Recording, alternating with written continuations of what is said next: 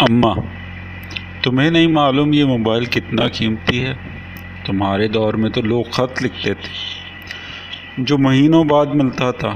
یہ ہمارا زمانہ ہے، اس لیے میرے حال پر مہربانی کرو، مجھے آئندہ اس بارے کچھ نہیں کہنا۔ علی کی یہ بات سن کر اماں نے کہا، ادھر آؤ بیٹا، میرے پاس بیٹھ جا۔ تم نے ٹھیک کہا، واقعی تمہاری اماں کو اس بجلی بھری ڈبی کے بارے میں نہیں پتہ، اور وہ جو تم بیگ میں بڑا سا بجلی کا ٹی وی لے کر جاتے ہو اس کا بھی نہیں پتہ۔ یہ عجیب چیزیں ہیں، لیکن ایک سوال پوچھوں، کیا تمہیں اپنی ان پڑھ ماں کا ہاتھ کا بنا ساگ اور مکھن پسند ہے؟ جی اماں، بہت پسند ہے۔ اچھا، وہ جو پچھلی سردیوں میں تمہارے لیے سویٹر بنایا تھا وہ پسند آیا؟ ہاں اماں، وہ تو بہت اچھا تھا۔ لیکن تو یہ کیوں پوچھ رہی ہو؟ بیٹا ایسے ہی، ذرا دیکھ لوں کہ ہم ان پڑھ لوگوں کو کوئی کام کرنے آتے بھی ہیں یا نہیں۔ اچھا، جب تو باہر جاتا ہے تو لوگوں نے کبھی کہا تیرے کپڑے صحیح دھلے نہیں ہیں، یا تیری ماں کو کپڑے دھونے نہیں آتے؟ نہیں اماں، بھلا لوگ ایسا کیوں کہیں گے؟ تو بہت اچھے کپڑے دھوتی ہے۔ اچھا، مطلب کہ تیرے بچپن سے لے کر اب تک تجھے اپنی ان پڑھ ماں کی وجہ سے شرمندگی نہیں اٹھانی پڑی؟ ہاں ماں، یہ بات تو ہے، لیکن بیٹا مجھے ہر لمحہ تیری وجہ سے شرمندگی اٹھانی پڑی۔ لیکن میں نے ہمیشہ ایک ہی بات کہی، وقت کے ساتھ ساتھ میرا بیٹا سیکھ جائے گا۔ بچپن میں جب تو لڑ کر آتا تو لوگوں کے سامنے، جب تیری کلاس میں نمبر تھوڑے آتے تو، خاندان میں جب تیرے کپڑے گندے کرتا تو بھی، پھر جب تو بڑا ہوا اور تو اونچا بولنے لگا، اور آج جب تو نوکری کرتا ہے تو بھی کہتا ہے ماں تو ان پڑھ ہے۔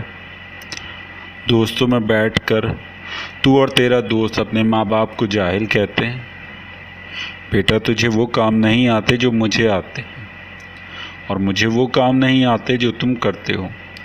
ہر زمانے کی اپنی سائنس اور اپنا علم ہے۔ تیری اماں کے پاس ساگ بنانے کا، مکھن بنانے کا، سلائی کڑھائی کا علم تھا۔ تیری اماں کے پاس کپڑے اچھے دھونے کا علم ہے۔ جس دن میں مر گئی اس دن تجھے سمجھ میں آئے گی کہ اماں کی سائنس کیا ہوتی ہے۔ لیکن بیٹا اگر کوئی علم تمہیں دوسروں کو جاہل کہنے اور سمجھنے پر مجبور کرتا ہے، دوسروں کو حقیر سمجھتا ہے، تو وہ علم نوری نہیں ابلیسی ہوا۔ علی کو تو اماں کی سائنس بہت دیر میں سمجھ آئی، جب اماں گزر گئیں۔ روز روٹی، کپڑا اور پیار بر وقت کون دیتا؟ اب باہر جانے سے پہلے دعائیں دینے والا کوئی نہ تھا۔ اب گھر داخل ہوتے ہی ماتھا چومنے والی اماں نہیں تھی۔ اماں نے درست کہا تھا، ہر دور کے اپنے تقاضے ہوتے ہیں، انہیں پچھلے دور سے موازنہ نہیں کیا جا سکتا، اور نہ ہی کرنا چاہیے۔ اماں موبائل کے خلاف نہ تھی، اماں اس کے زیادہ استعمال کے خلاف تھی، جس سے اس کا علی چھین لیا تھا۔ وہ جو پہلے اماں کو اسکول سے آ کر اسکول کی ساری باتیں سناتا تھا، اب وہ اس کے پاس آفس کے بعد بھی وقت نہیں۔ جو اماں کا وقت تھا وہ یہ موبائل کھا گیا، اس لیے اماں غصہ ہوتی تھی۔ کہیں آپ بھی ایسا تو نہیں کر رہے؟ سوچئے ذرا، ماں ہماری جنت ہے، اور جنت ناراض ہو گئی تو زندگی بے سکون ہو جائے گی۔ یاد رکھیے گا کہ ماں کبھی ان پڑھ نہیں ہوتی۔ گھر میں بیٹھی بوڑھی ماں میرے کچھ بولے بنا میرا دل پڑھ لیتی ہے، اور اپنے ماں باپ کو وقت دیجیے، ورنہ آپ کی اولاد کے دور میں تو ٹیکنالوجی اس سے بھی زیادہ فاسٹ ہوگی۔